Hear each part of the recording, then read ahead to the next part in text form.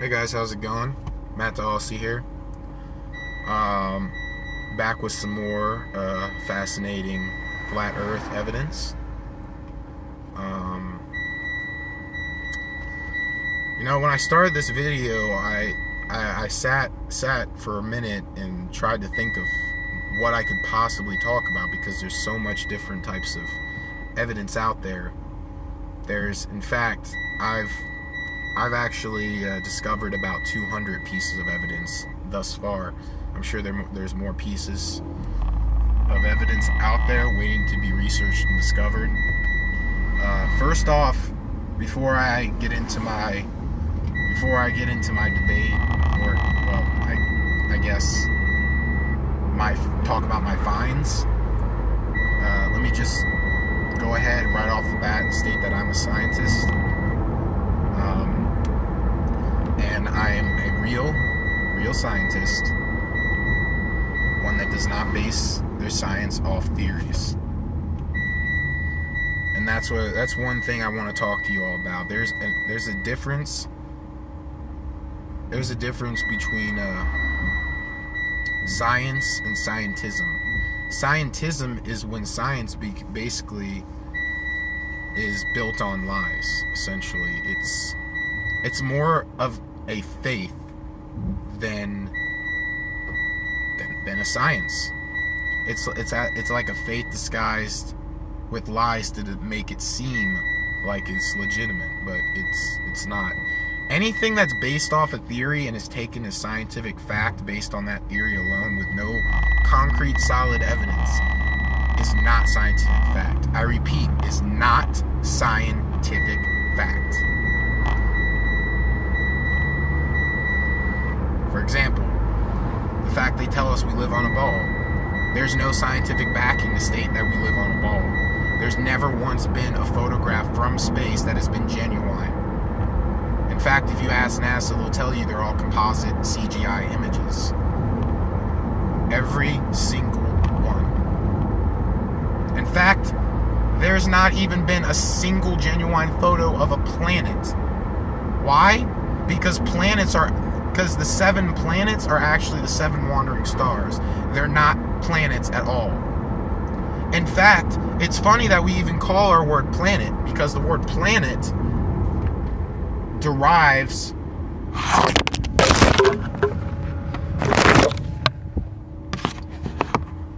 from the word planist, which basically means flat, level plane. That's what it means. It's got derivatives from other different languages as well. I'm not going to go into every single one of them because it's really not that important.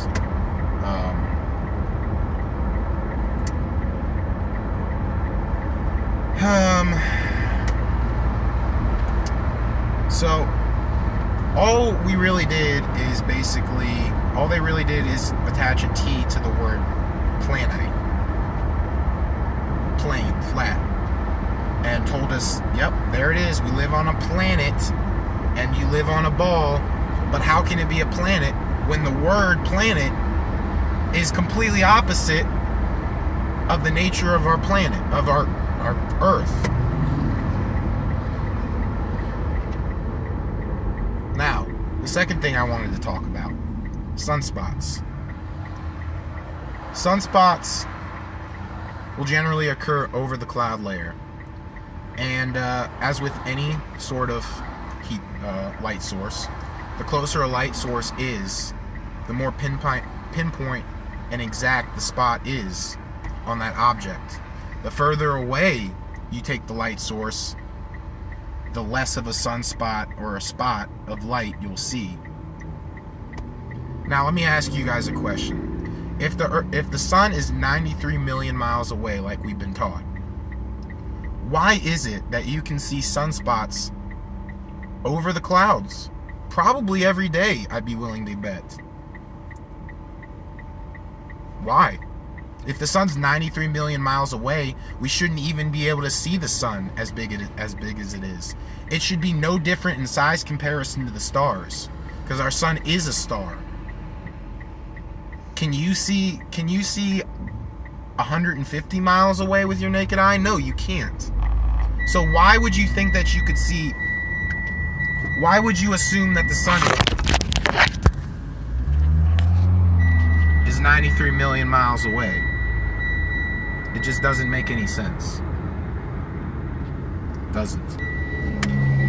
Bottom line, if the sun was that far away, it wouldn't be making a localized sunspot.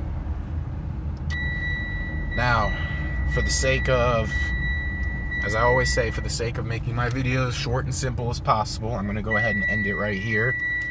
And I'll be releasing some more videos with some more evidence on flat Earth, and I'm not going to stop until everyone sees this. So yeah, thanks for watching, guys. Be easy. Peace.